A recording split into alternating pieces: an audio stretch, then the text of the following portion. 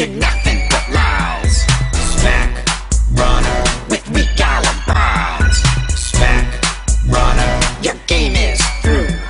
Smack runner, I'm talking to. Hello again, I'm Bob Powell and you're watching The Truth is Viral on AboveTopSecret.com. So, what do you say we get this party started? Well, American-born Islamic cleric Anwar al-Awlaki is dead.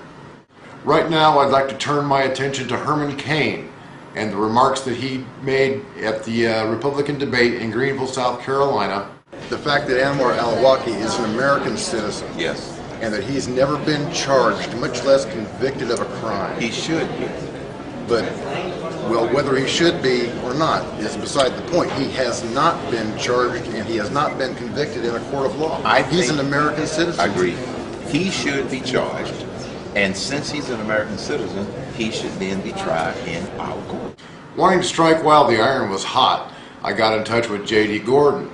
Mr. Gordon is Herman Cain's press secretary and foreign affairs advisor. Commander Gordon lied to me. He promised me an interview not once, but 3 times. And now he's avoiding my phone calls altogether. Mr. Cain has a problem with keeping the facts straight himself. As a matter of fact, he's been caught lying several times during this campaign. When the news of al-Awlaki's assassination came out, he told a Tea Party conference in Illinois that he supported the president's decision to have the man assassinated, which is in direct opposition to what he told me in May. Do you think it's legal to issue a shoot-to-kill order? What do you mean? In his case? In his case, no, because he's an American citizen. If he's an American citizen, which is the big difference, then he should be charged and he should be arrested and brought to justice. And then, after al-Awlaki had finally been killed, Cain flip-flopped when Guy Benson over at townhall.com reminded him of his comments to me. I know this because Mr. Benson told me himself, but unfortunately those comments were not recorded on tape. However, Cain did flip-flop on the record in an interview with the Weekly Standard when he said, "I never said that President Obama should not have ordered the killing. I don't recall saying that. I think you've got some misinformation.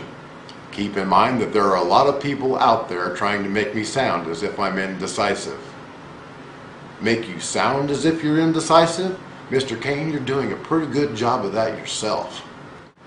Apparently, Herman Cain has a problem with telling reporters what he thinks they want to hear at that particular moment, and then flip-flopping later when he's called on those remarks.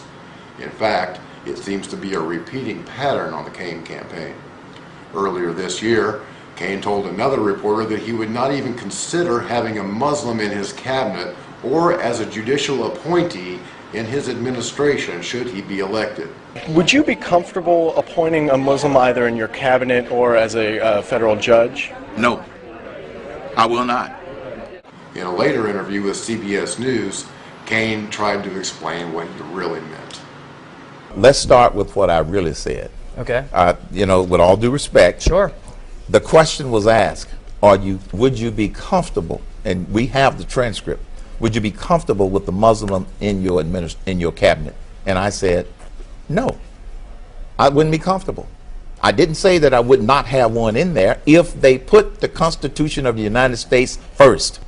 So now, you would be open to a Muslim so long as you were comfortable that they did not support Sharia law? yes. I don't know about you, but I'm not convinced one bit. Last week, as reported by the New York Times, Cain stood before 2 rallies in Tennessee and told spectators that if elected he would put up an electrical fence along with real troops armed with real ammunition on our southern borders to keep out illegal aliens. We'll have a real fence, 20 feet high with barbed wire, electrified, with a sign on the other side that says, "It can kill you," in Spanish and in English. And then when he started getting flack for that, Cain flipped again when he told NBC's Meet the Press host David Gregory, That's a joke, David. It's a joke. So That's a joke. That's a joke. That's not a serious plan. That's not a serious plan. No, it's Okay. not. You got a big laugh at that, but that's a joke. not what you do. That's a joke. but now that those words are coming back to haunt him, it's a joke. Oh, Okay, Jolly Joker. Well, Herman Cain was also once the director of the Kansas City Federal Reserve Bank. He's called those who have asked for an audit of the Fed ignorant. Let's watch this exchange between Texas Representative Ron Paul and Herman Cain from one of the recent debates. Mr. Cain, in the past you've been rather critical of any of us who would want to audit the Fed. You said you've used pretty strong terms that we were ignorant and... You have misquoted me. I did not call you or any of your people ignorant. I don't know where that came from. I'll get it for you. All right? Now, so you got to be careful of the stuff that you get off the internet, because that's just not something that I have said. Some people say that we ought to audit the Federal Reserve. Here's what I do know. The Federal Reserve already has so many internal audits, it's ridiculous. I don't know why people think we're going to learn this great amount of information by auditing the Federal Reserve. I think a lot of people are calling for this audit of the Federal Reserve because they don't know enough about it.